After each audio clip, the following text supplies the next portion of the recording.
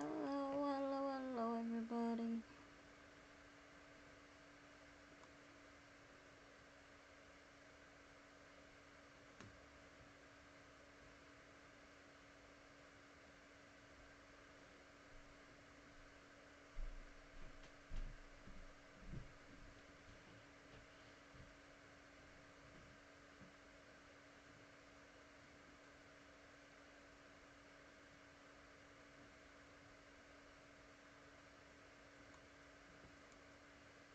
For a microbiologist, this is going to be a pretty interesting day.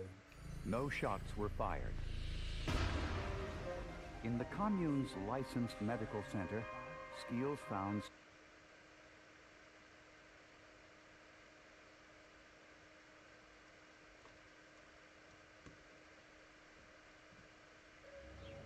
in a small town in Oregon in 1984, the first biological attack was launched against the United States. For over a decade, the details of this nearly catastrophic event were withheld from the public.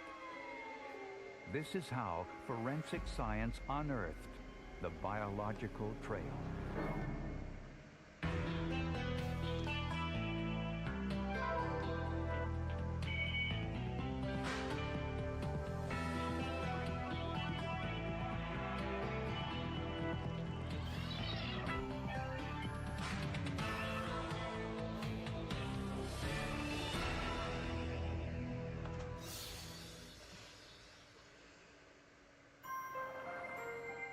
This small town in Oregon is called the Dalles and is perched high above the Columbia River, about 80 miles due east of Portland.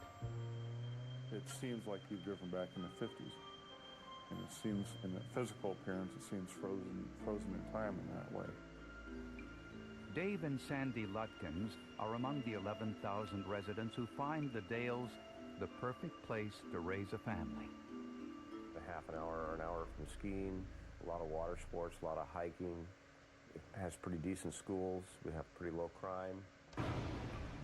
On September 25, 1984, David and Sandy both became violently ill with cramps, diarrhea, and vomiting. Their dehydration caused delirium.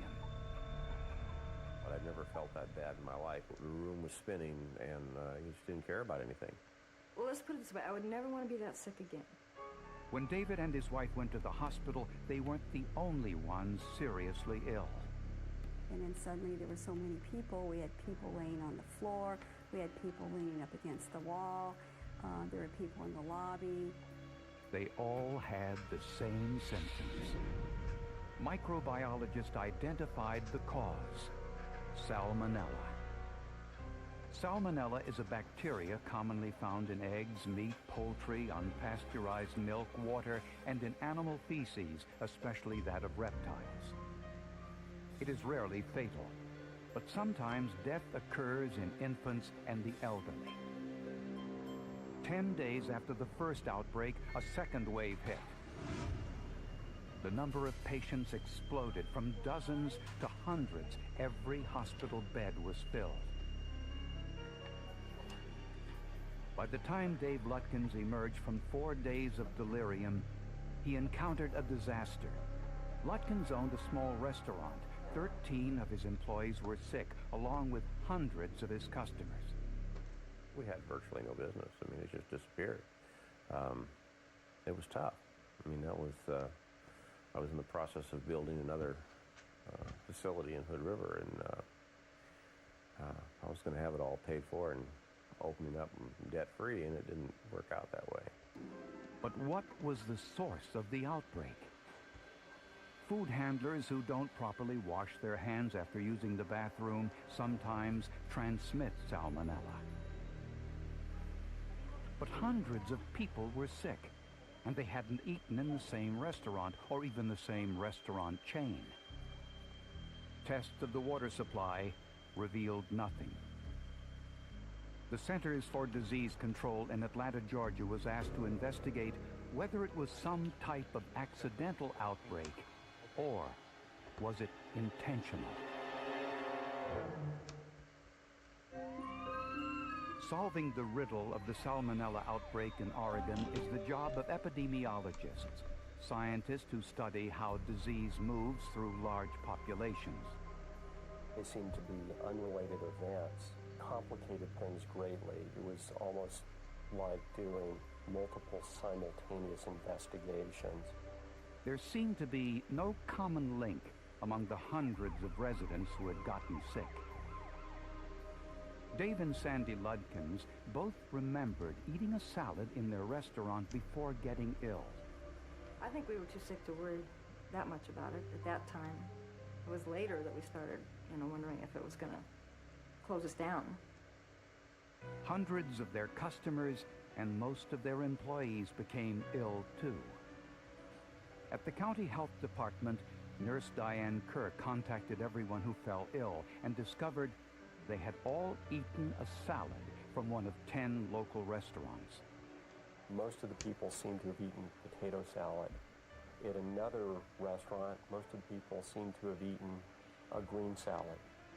And so what was going on? They looked at common suppliers of food. They looked, where did everybody get their lettuce? Where did everybody get this? Where did everybody get that? We couldn't find one source of cucumbers or lettuce or of meat or of anything that would explain all those restaurants being contaminated at once. What do we got here? Dr. Michael Skeels runs the laboratory that processed samples from the Dale salmonella outbreak. Microbiologists discovered that all of the victims had the same strain of salmonella, one that was exceptionally rare. It was dulcitol negative, which means it didn't biochemically break down a sugar called dulcitol, and that's only the case for 2% of salmonellas of this type. This salmonella had another odd characteristic. Unlike most bacteria, this one was not resistant to antibiotics. When all the cases were tallied, there had been 751 cases of salmonella poisoning.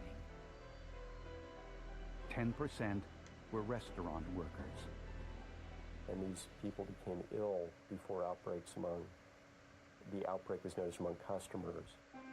Nevertheless, 2 months after the outbreak, the state of Oregon reported that poor hygiene of restaurant workers and cross-contamination were the most likely causes of the outbreak. In other words, they didn't know. The Oregon Health Department basically hung us out and said, well, it was dirty employees. It was, it was unsafe practices, unsafe handling of food. Officials found no salmonella in Dave Lutkin's restaurant, but they did find traces of it in some of the other restaurants. If you've worked in public health long enough, you'll figure out that lots of times you really can't pinpoint where things come from. The health officials said, this is the best we can tell you. It wasn't a very satisfying explanation for them or for the public or for the press, but at that time there was no other explanation. Local officials now began to suspect a religious cult outside of town, the Rajneeshis. As the Rajneeshis expanded their compound, there had been growing tension between cult leaders and local politicians. Just a year earlier, one of the cult's leaders, Ma'anan Sheila, hinted at potential violence. She said, quote, "We are here in Oregon to stay at whatever the cost. If that means some blood is spilled, then this is the price we are prepared to pay." A guru from India, Bhagwan Sri Rajneesh, started the farming commune in 1981. After 2 years and $30 million, The 64,000-acre organic farming and meditation compound had its own post office, school, hospital, and shopping mall, with housing for over 1,000 followers. There are doctors and lawyers and accountants who've given up everything to drive tractors and plant potatoes and have, daily chants. As he drove through the compound each day in one of his 80 Rolls-Royce automobiles, the guru preached the benefits of meditation and free love.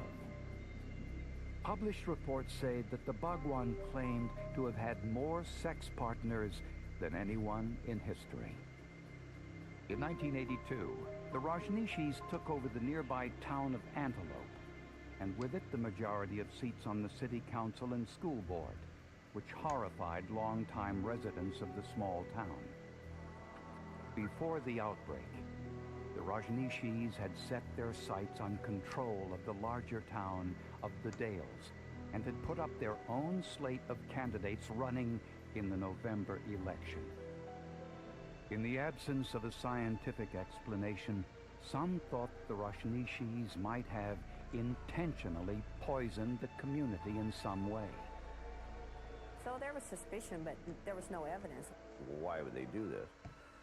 And the other thought was maybe there was somebody, some hothead, trying to incriminate the Rajneesh. 1 year later, the Rajneeshis' behavior grew even more bizarre, revealing evidence that would eventually solve the mystery.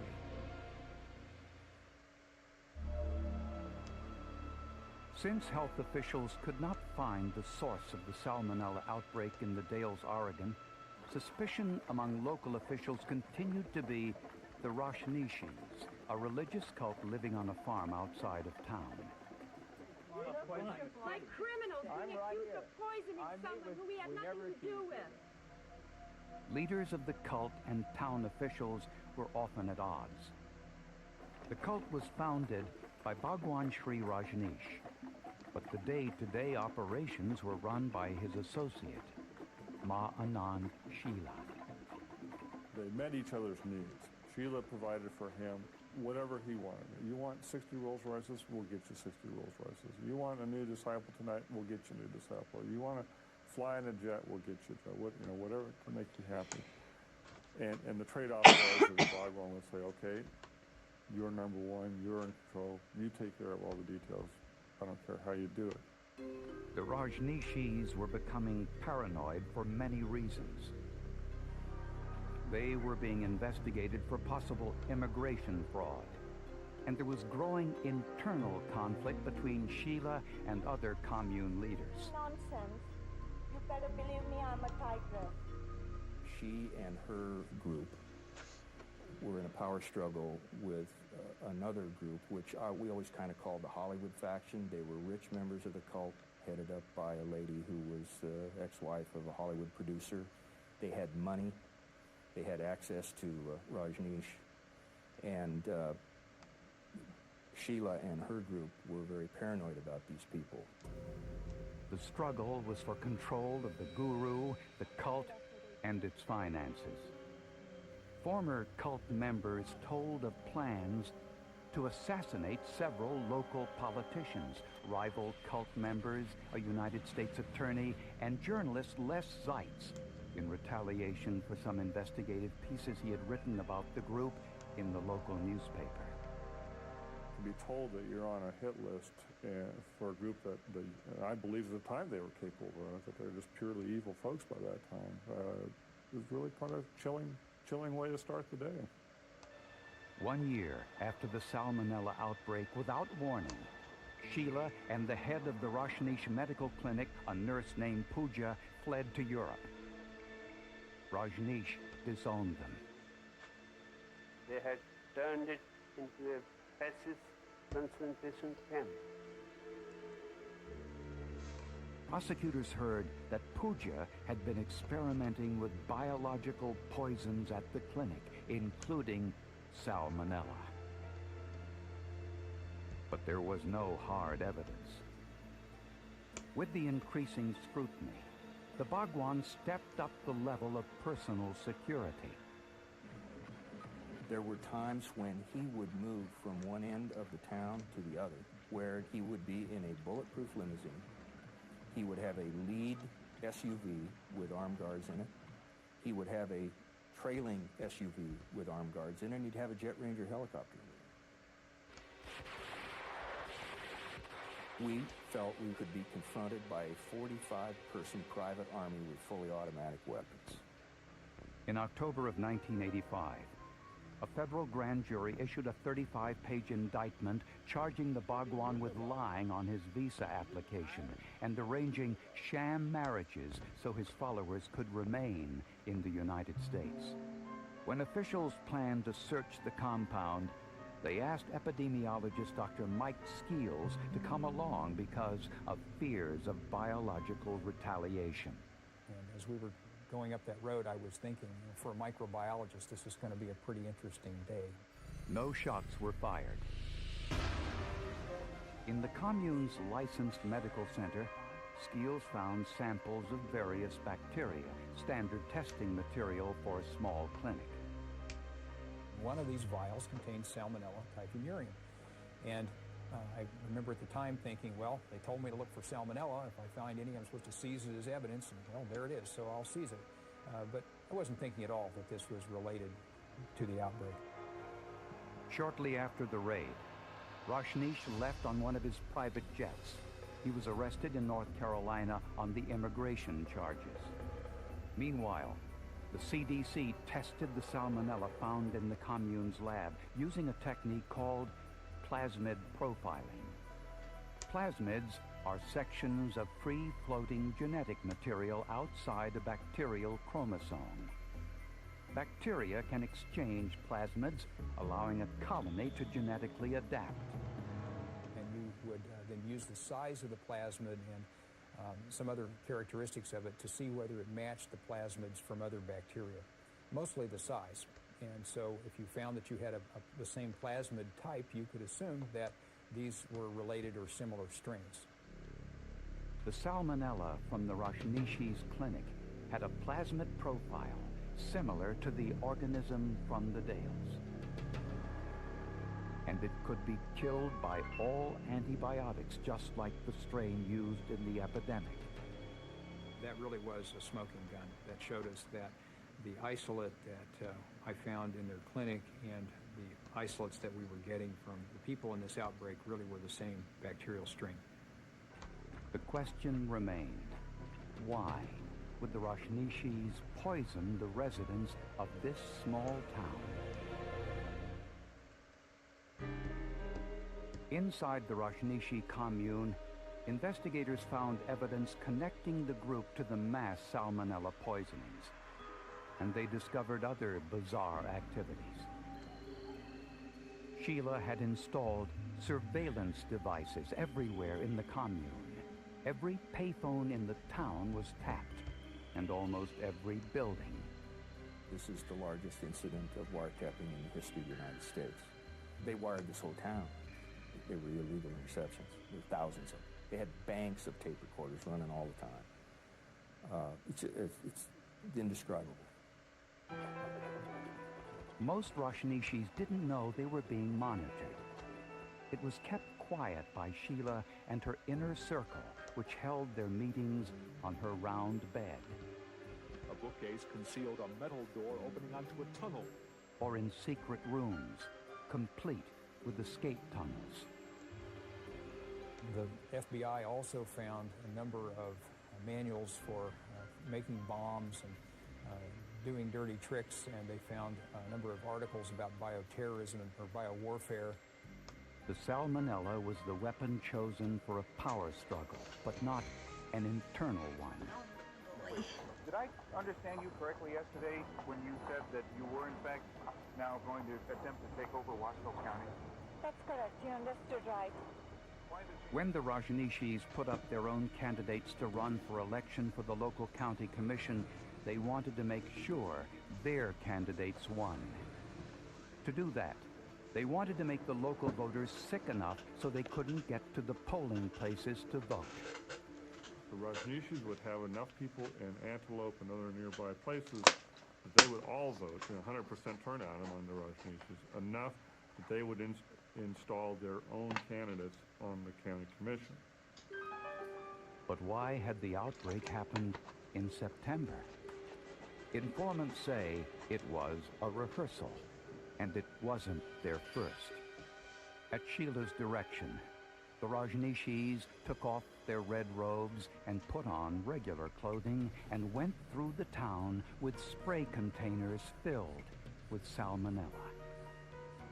In August, their first experiment was spraying the door handles in the county courthouse and produce in the local supermarkets. But no one got sick. Their second experiment in September was to spray salmonella on salad bars in 10 local restaurants, which worked, contaminating over 700 residents.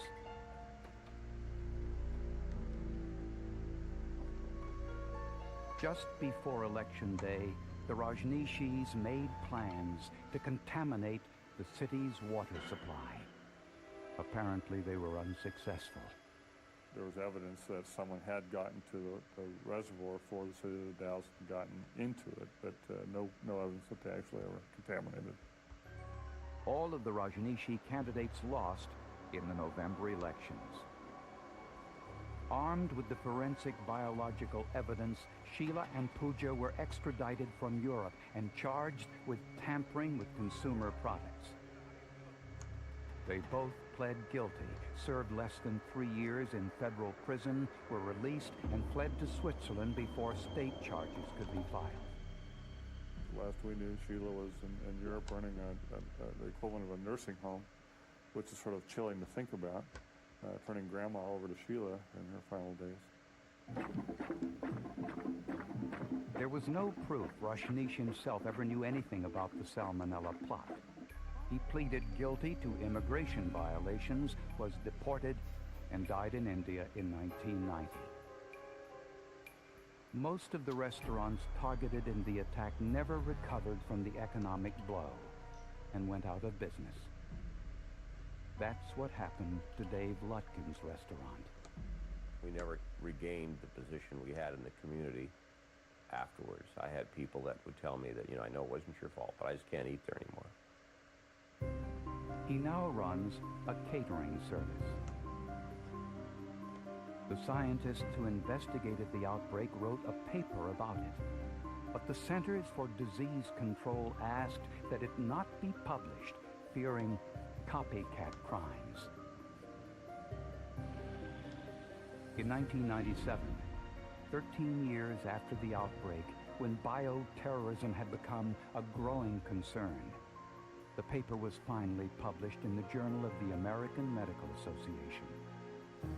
Evidence discovered in the Rajneeshis' health clinic revealed they had even more potent biological weapons in their possession. Had they been used, the results would have been catastrophic. Neither the epidemiology alone nor a criminal investigation alone would have cracked this. It took both to put it together.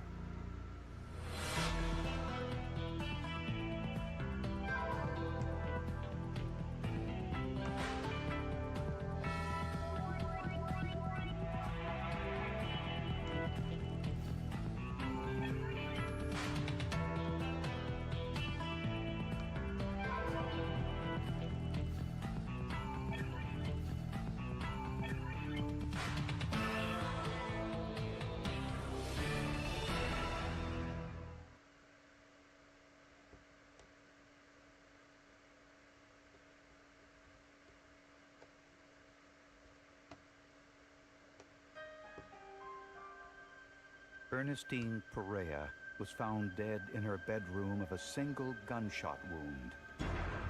The gun was by her side. After examining the forensic evidence, her death was ruled a homicide. But could that same evidence be interpreted differently? One man's life hung in the balance.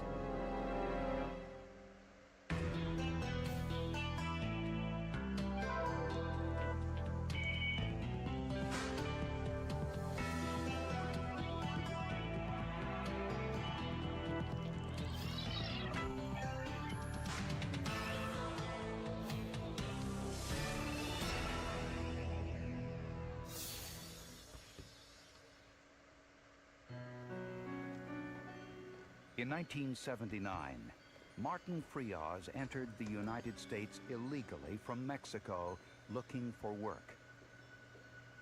More opportunities to raise your family, better way to, educate your kids, and a better life. Frias landed a job at a local marble processing plant in the rural town of Wheatland, Wyoming. 2 years later, he met 24-year-old Ernestine Perea, a divorcee with a young daughter. They had 2 children of their own, a boy and a girl. She was a good dancer. We danced together good. She was somebody you want to be with.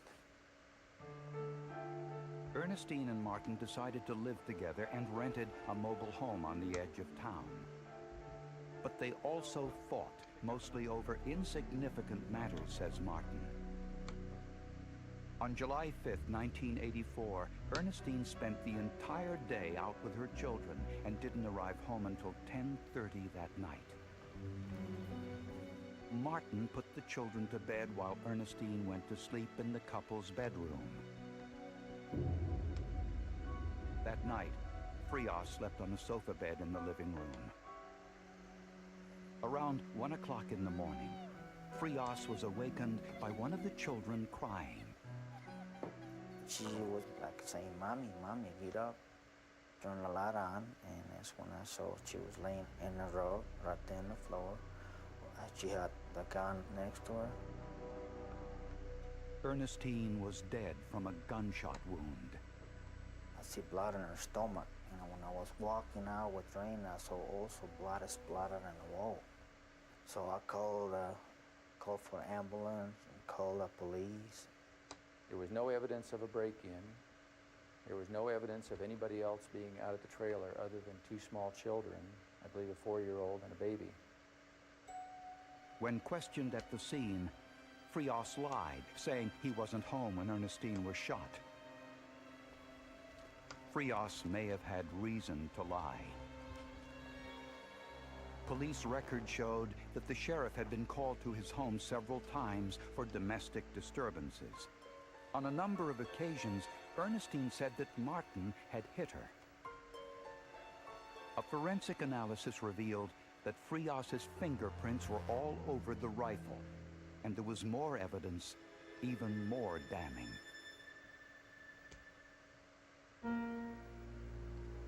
When Ernestine Perea was found dead of a gunshot wound, her common-law husband, Martin Frias, denied he was home when the shooting occurred. But he later changed his story and admitted he was home that night. Investigators discovered that Ernestine was with some male friends earlier on the day she died. She had been wrestling in the grass. She'd been drinking with these friends. And also that Martin Frias had evidently ridden by the park at that time and very possibly may have seen them. Frias said Ernestine had come home drunk. Tests proved this correct. Her blood alcohol level was 0.26, 2.5 times the legal limit. He also said they weren't getting along and had stopped sleeping together. We knew there had been problems between the 2 of them. He was sleeping out on the couch in the living room at that time. He'd been banished from the bedroom. Although he said he was sleeping down the hall, he claimed he never heard the gun go off. He told investigators he was sleeping on the couch at the other end of the hallway in the trailer. And at some time during the night, about the time when it's believed that the gun went off, he said he heard what he thought to be a twig breaking at night. And he heard that, and then he went back to sleep. Frias said Ernestine committed suicide. Next to Ernestine's body was a high-powered .300 Magnum hunting rifle which belonged to Frias. His fingerprints were on the rifle. Ernestine's fingerprint was found on the scope. Her pants were ripped near the zipper, and the button had been pulled off, indicating some sort of struggle. Ernestine had a large wound in her abdomen and a much smaller wound in her back. Since exit wounds are generally larger than entrance wounds, the coroner was certain that Ernestine had been shot in the back. The bullet had entered through a wound which was a little less than half inch in size, had struck the vertebrae, had gone through the body, and had come out through the abdomen on the front side. Also supporting the homicide theory was the evidence on Ernestine's blouse. On the inside of the shirt, there were copious amounts of course, blood and tissue, but I also found bone fragments and lead fragments from the bullet as it was disintegrating, passing through the body. Proof, Dr. Stone says, that Ernestine was shot from behind. The autopsy results found the same thing. The results of that autopsy confirmed that the bullet had entered the back and had exited out the front. And there was no gunshot residue on the front of the blouse, which would have been present had she committed suicide. They did not find any evidence of that in the front or the back of the blouse. And that indicated that the weapon was at least some 30 inches to 3 feet away, according to their findings. Frias denied he murdered his wife and pointed to the fact that his right arm was broken and he wasn't able to maneuver the rifle himself.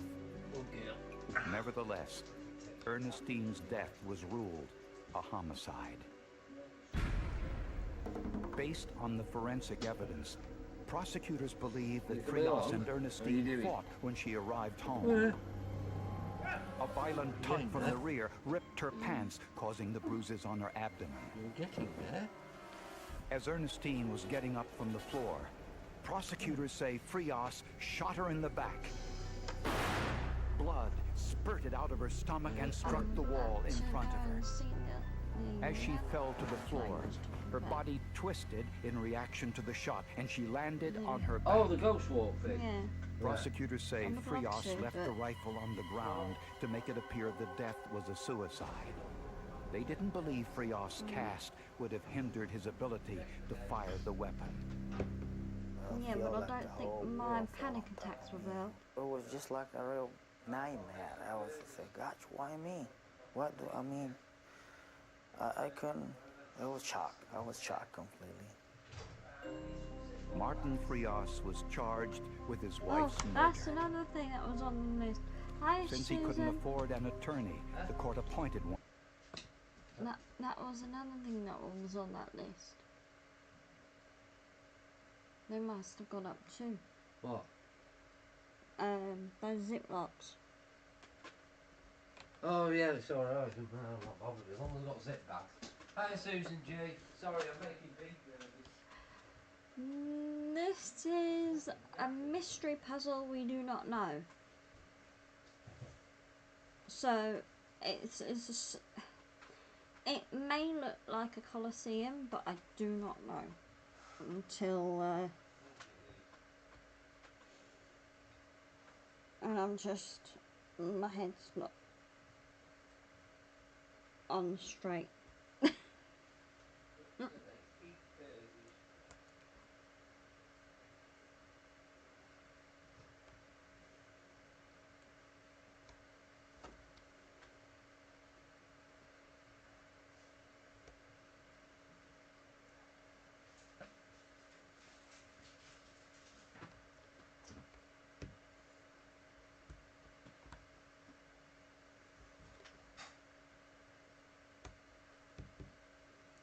Anything I could do better than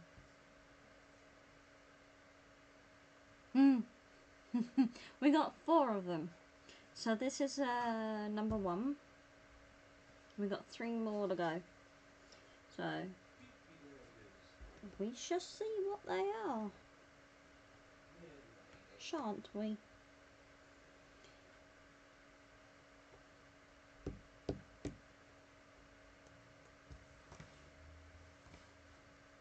And excuse my language, I think we're both fake like a mother.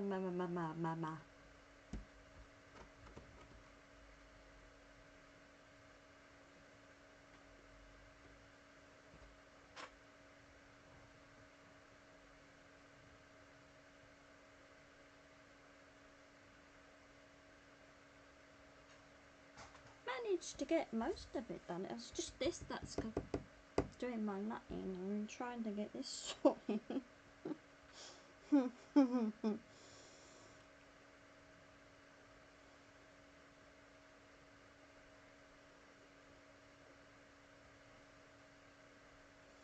Not as bad as the one that I've done before.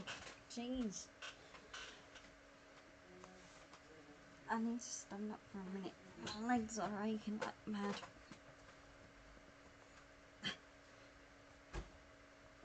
Has it been, yeah? I've got loads of diamond art stuff.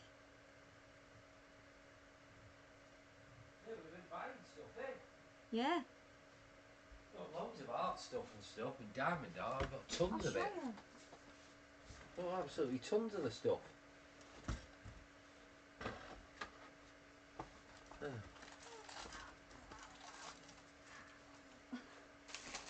Not loads of stuff that we picked up cheap.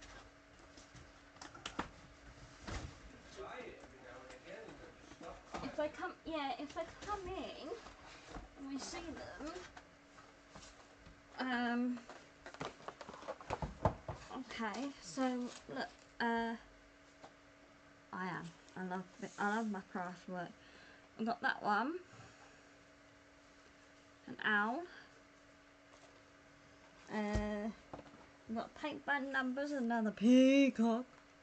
Paint by number peacocks. These are all from a charity shop.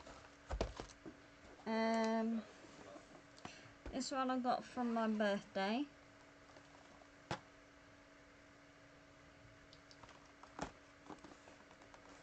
From a friend, my best friend. That one's a light up one. LED canvas. They're like £2. £2, yeah, £2. There's them. Oh, move these out the way.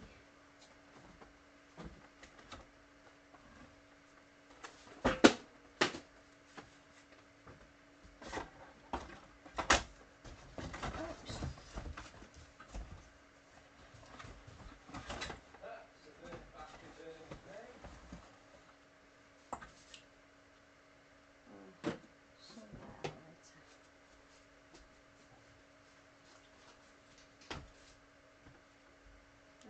Yeah.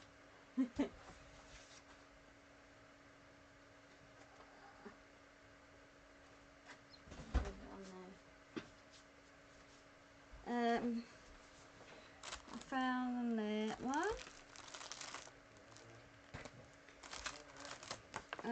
Also there's that one.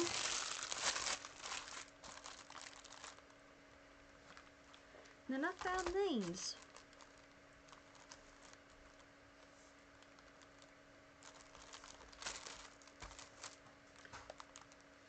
You colour them in, I think. I'm assuming, yes. You colour them in and assemble them 3D art. That one.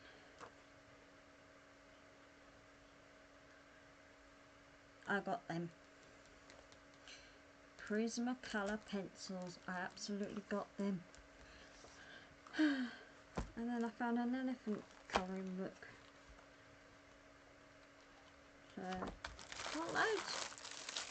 And I got my art stuff too. My coloured pencils and whatnot. I am thinking of going back into that though. I'm thinking of going back into my artwork. You know, like graphite and that. But we'll see. We'll see. But yeah, I've got upset. I'm all set.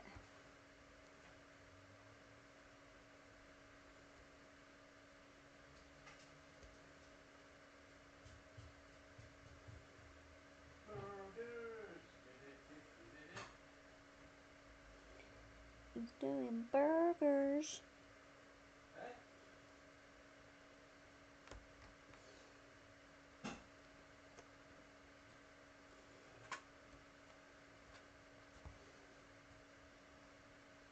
We have to get that Chinese mix next time. Try that. Yeah. You know, with the 5-spice. Try using that one next time. You can't ever say I have nothing to do. Exactly. Huh? I'd rather keep busy, plus I've got projects as well. So. Oh, hundreds of projects. Yeah. Thousands. I'm working on a cardigan, crochet cardigan. That's my very first one that I've done in crochet. Of course I've got my cross stitch here. I'm nearly done on that row.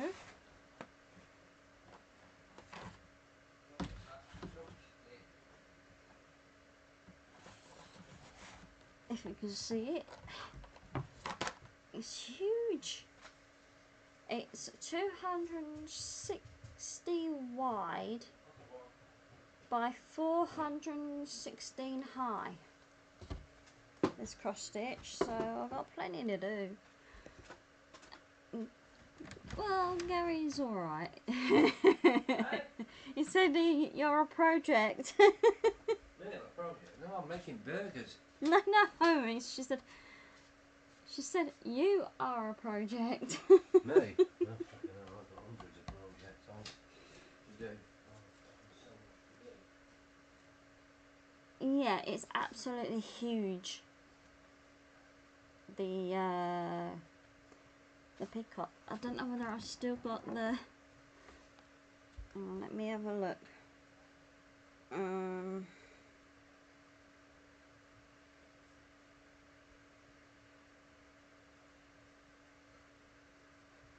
Oh, and plus I'm doing my tarot stuff, so. Hiya, Patrick. Can't do shit, man. Right, another fucking job out of my way.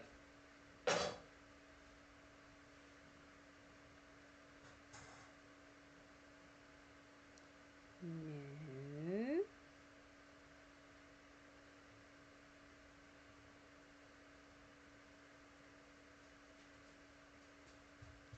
Where are you?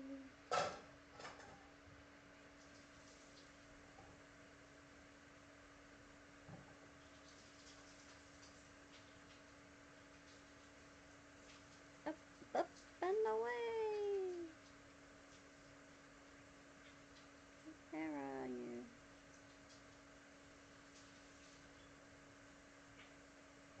No.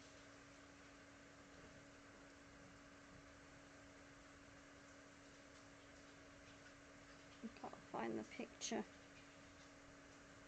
I kept the picture.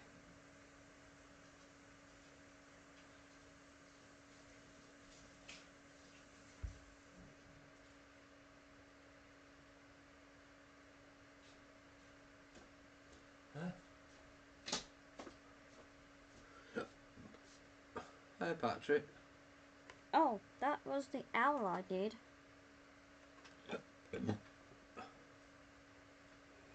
Susan. Okay, kitty? Right, I'll put these burgers away now. Right, another shit job out of my way. That was done in coloured pencil.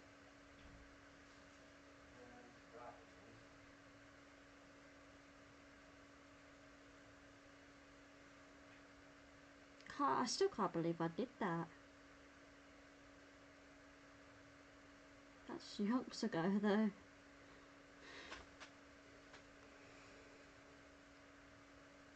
That was like, oh my god. Oh, where are you?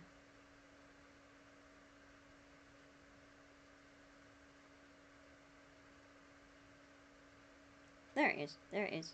There it is.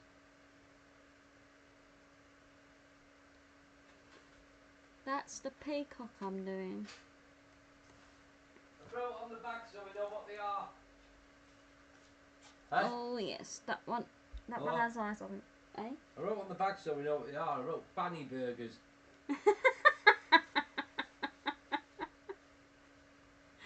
Yeah, that's the peacock that I'm doing now for cross stitching. But yeah,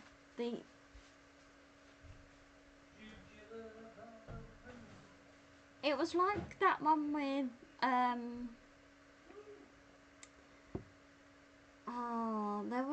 there was a dog picture, an Alsatian dog, and it was like in 3D. And this is when I was at my old home, and basically it was like it was looking at you everywhere. It was like it was watching you, and it really did freak me out, that bleeding picture. I'm glad I didn't bring it back.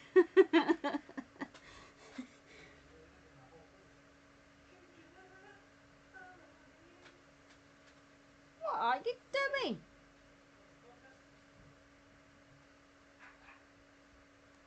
There's that laugh. Go. Another job out of the way. Huh? No, this one's gonna hang in the living room somewhere, I think. What is? That peacock cross stitch.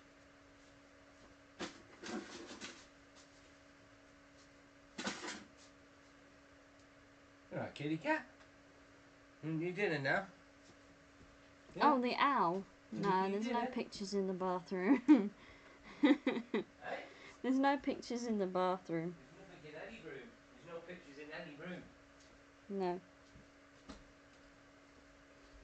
Not until it's all done. Most of it's done. I've got to start putting carpet down. Fucking hell. Right, cat, let's get you sorted. Let's do you. But other than that, I love art and craft. I can also do making cards. I've not done that in a long while. My favourite pastime is buying brand new stuff and taking it apart. Yeah, that's what you do best. Me dad was like. Got a squirrel picture in the bathroom. Me dad was like, what are you taking apart next? Every time I rang him, he said, because Gabby was always taking stuff apart. Take shit apart. Would you like a dinner? What did you have last night? You had tuna. It's like, what is he doing next? Nope. No. No. Right, cat, you're having trout. No. Trout? I don't want to be monetized.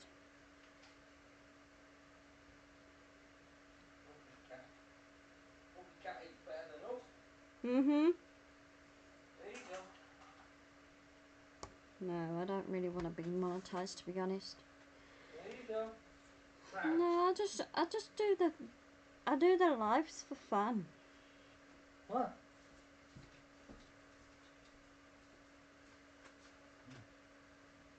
Why you don't want to, but My channel to be monetized. no, we're not monetized. No, I don't really want to. That. Not really. But being monetized, no chance. You have to abide to all them rules and all that bullshit. Exactly. So I'm just happy as we are. Yeah, just happy as we are. We always buy gifts for people. Mhm. If it's their birthdays, we always get them scratch tickets and stuff, and other stuff. So. And they also get a card from us too, if you want to. We always send birthday cards out. Rocket, Danny, all of them. Oh, we'll get one for NC soon. Yeah. If we have the address, we always send birthday cards out. Always. Is that nice? That's trout. Yeah, so, you know, we just love it. Yeah. Put it in your box. Come on. Good girl. Go and get you a fresh drink.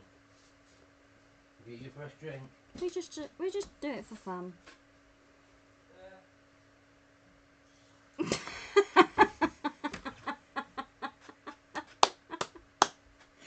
That made me laugh as hell. You seen that word. What cunt? In the word game. It was right in front of me. It was right in front of us. There we go.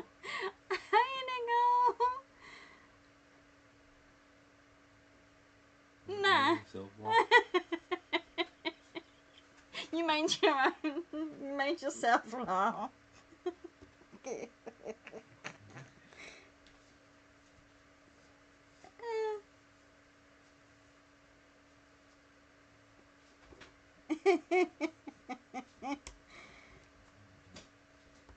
Yeah, it was funny though. Well, this is going to be interesting tonight then for heater burgers. Oh yeah. Very interesting. Oh dear.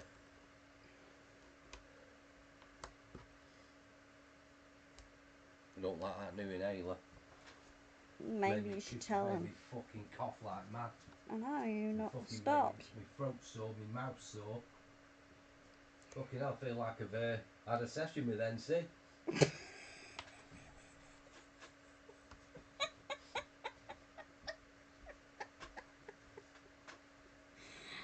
Chef Gary. Well, he is a chef. I'm a fucking builder and a joiner and a fucking painter and decorator and fucking everything else under the sun. Hey kitty. Hey, Right. that wasn't nice, was it? Little bugger.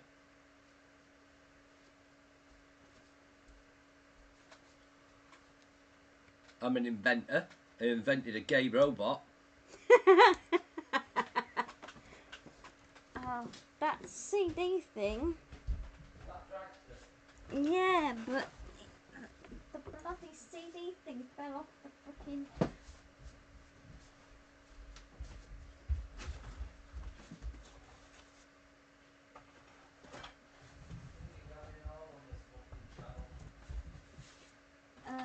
It fell down there. It's a CD.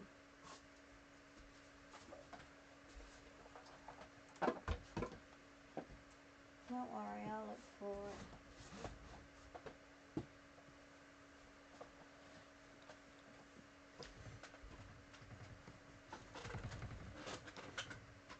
See you later, Susan. Lots of love.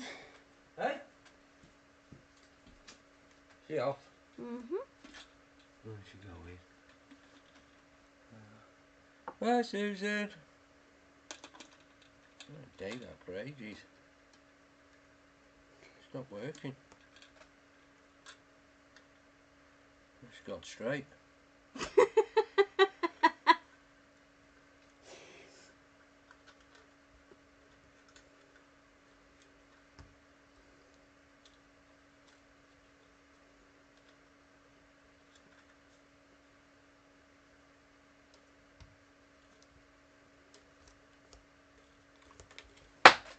That make you jump? Yeah, bloody brilliant.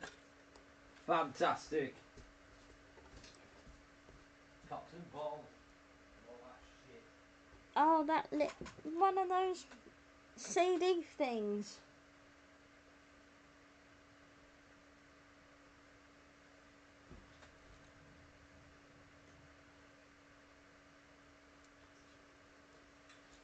Yes, he's back working again. I was going to say one of those CD things is knocked down the back. One of those. Yeah, it's because you've been messing with me shit, innit? Obviously. No one's picking something up.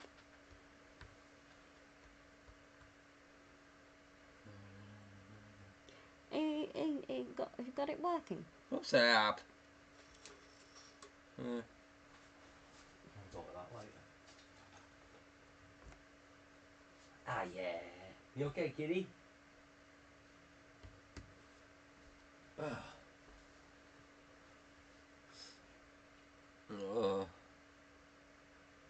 Good.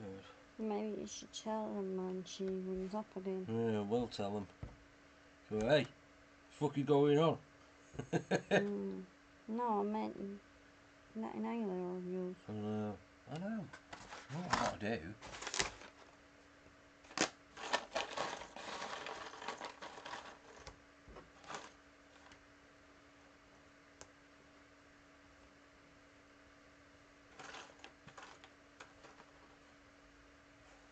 Bit of fencing on that.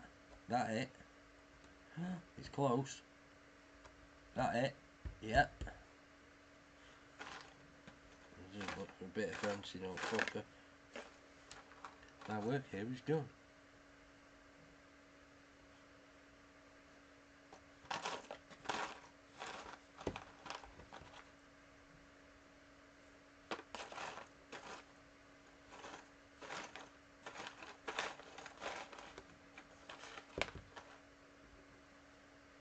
Anyway, I hope everyone's okay.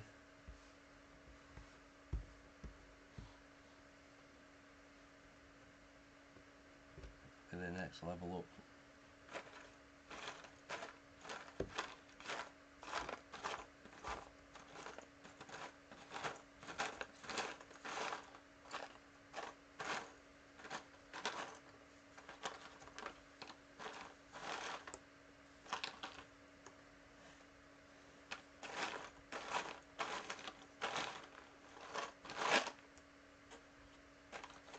I wonder what the next puzzle's going to be. Ah.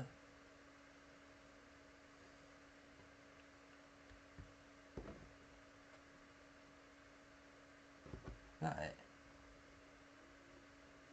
Close, but no to go. That it? No. That it? No. That's not it. That it? No. That's the next level up then. Bloody hell.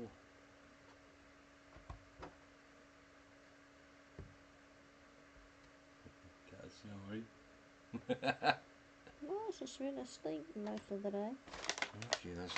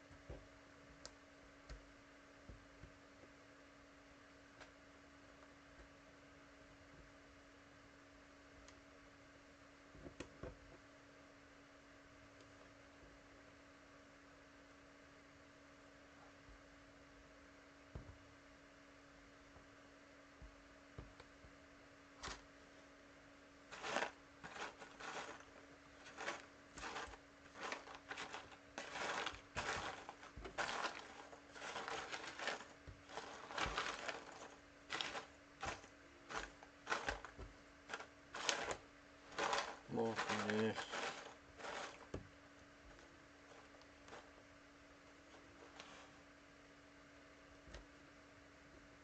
Nope.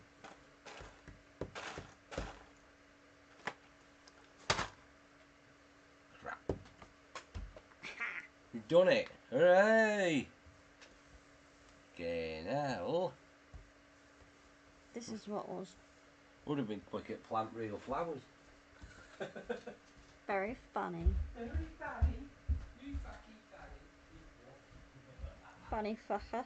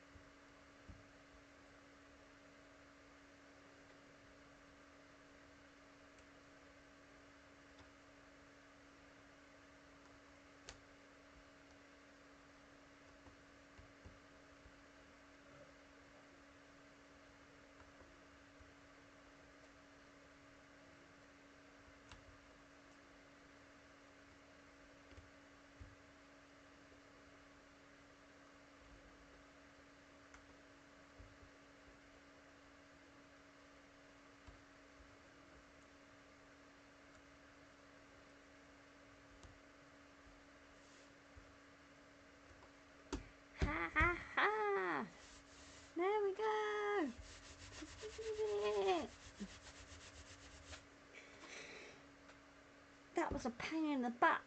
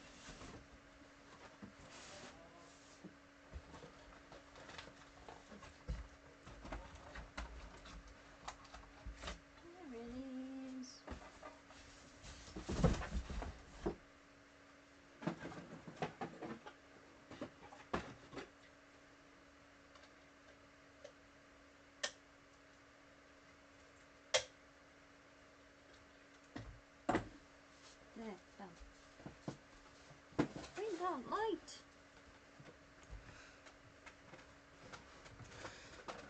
Oh, man.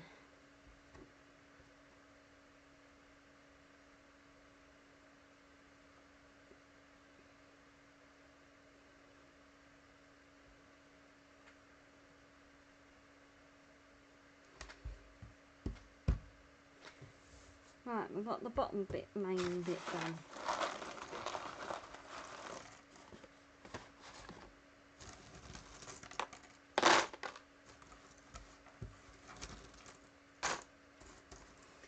Let's have a look.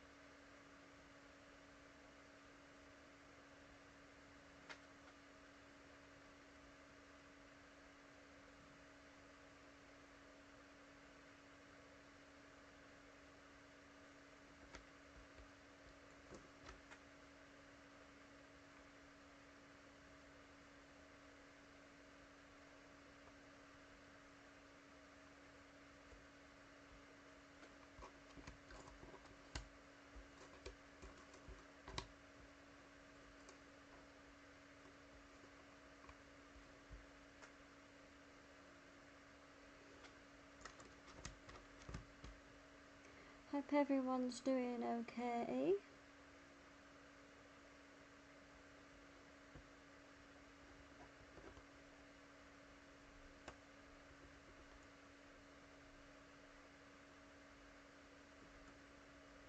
Nope, nope, nope, nope, nope, nope.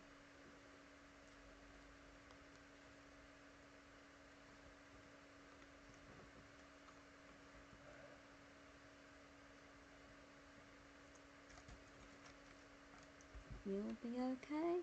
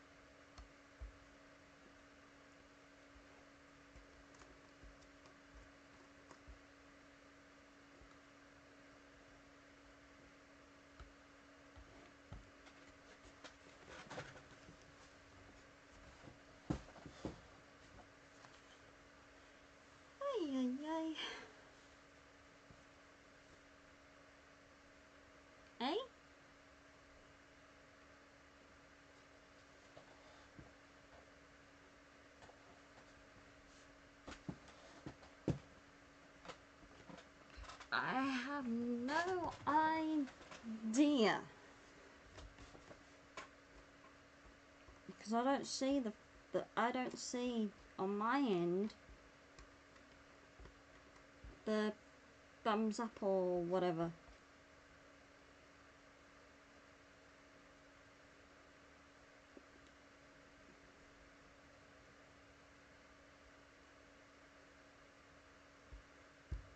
So,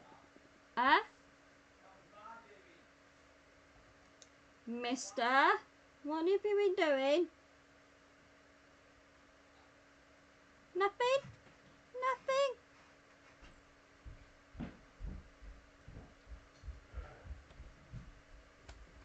Honest? I was testing the like thing out and it worked. It accidentally sent you 28 likes. It was an accident. Honest, it's an accident. It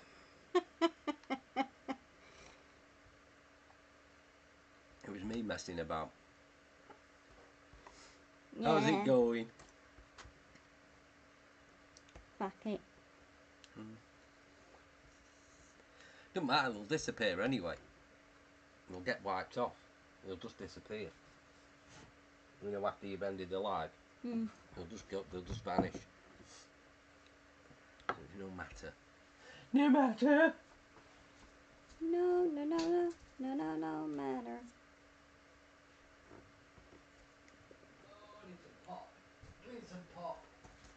So what, am I doing burgers and bacon butties or ham butties? Burgers, bacon, mushrooms. Huh? I've already been naughty this week, so. Have you? Hello. Food wise. Let me get some more white primer. And some more cement. Oh, they offered to take me to the DIY centre if I need to get more sand and cement. Oh, right. Well, I've got enough there to finish job anyway, so we're smacking the shit out of that thing. Was it 20 past 5 when I come in? 20 past fucking 5. Can't remember when I came in. It was after me. Butt off. Oh, fucking blisters all over my hands. No, it's not from wanking.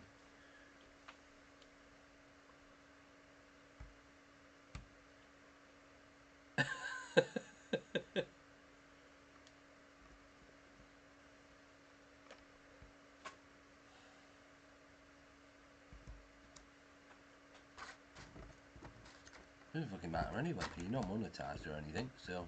Exactly, I don't want to be monetised. I know, we're going to be fucking around with it. Oh, I may. Ooh, that's got a big hole in it. Yeah, it don't go there, does it?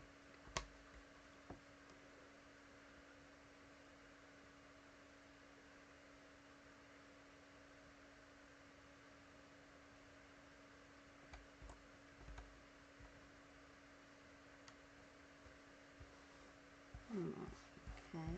Loans.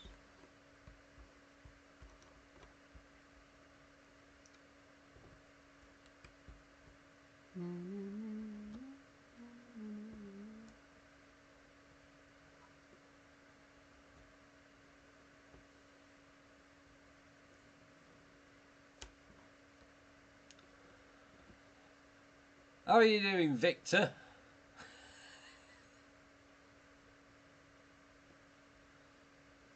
That's the name of our B-Force bombers, wasn't it? Back in the 60s. Hanley Page Victor.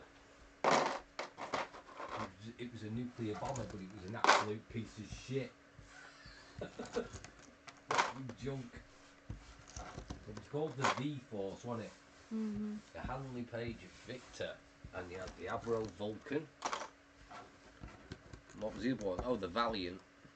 Yeah. Victor, Vulcan and Valiant. That was the V-Force.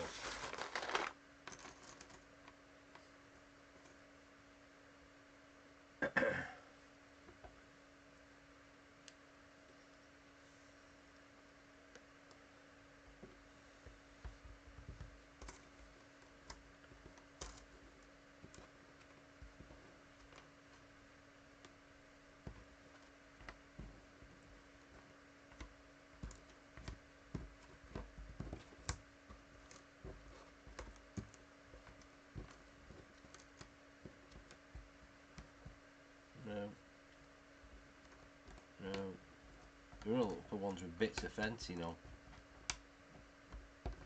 No, got that one.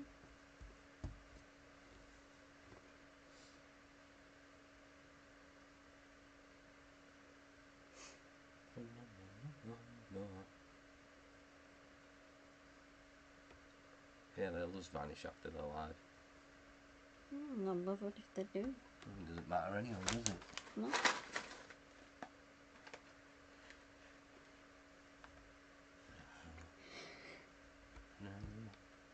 No.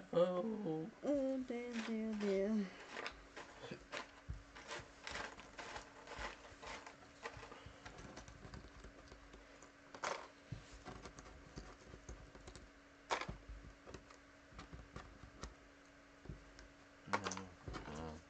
No. Yeah, that's not fun. No. No. Bollocks. Jackson's bollocks.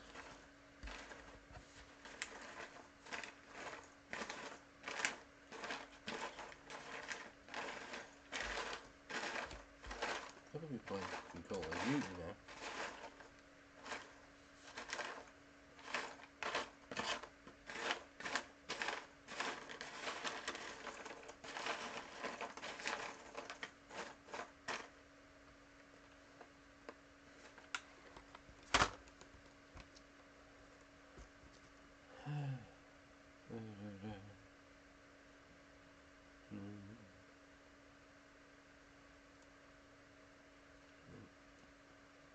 Oop.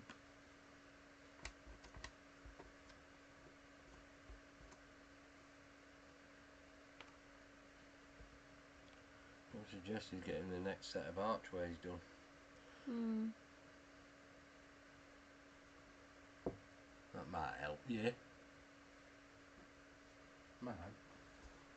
Kitty cat.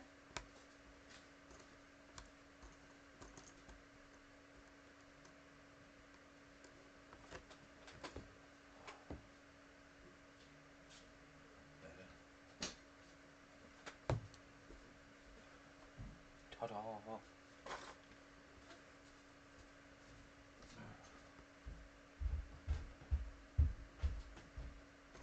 No matter what.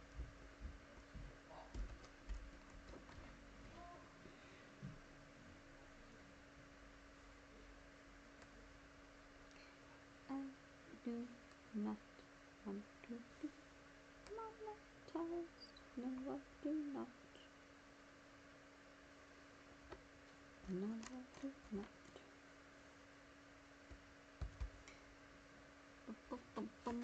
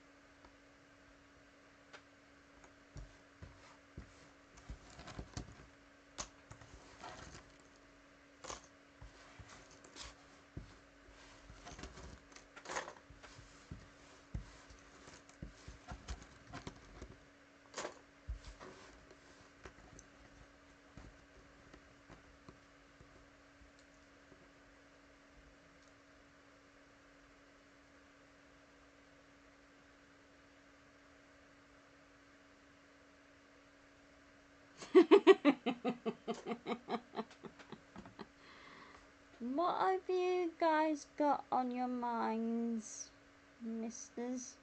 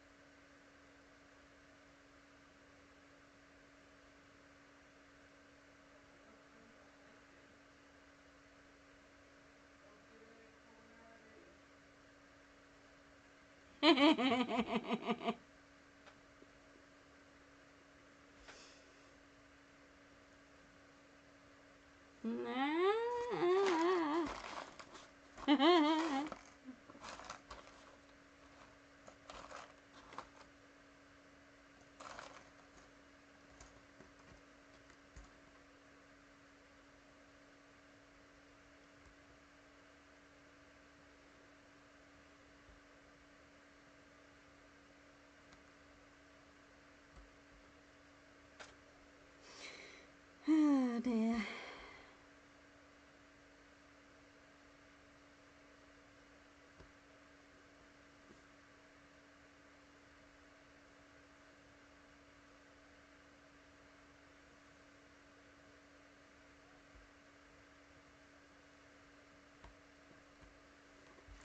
Right, I think I'll do it. But at least I managed to do the bottom bit, the flowered edge of it. Next up, the building sole.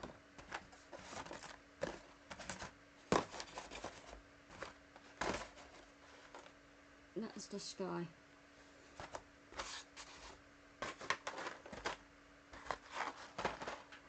Right, I will see you guys later on.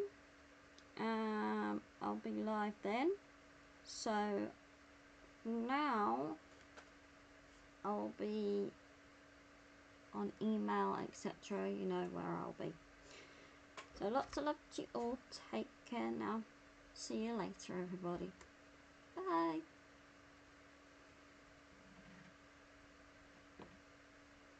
Yep, we are. Yep, we are.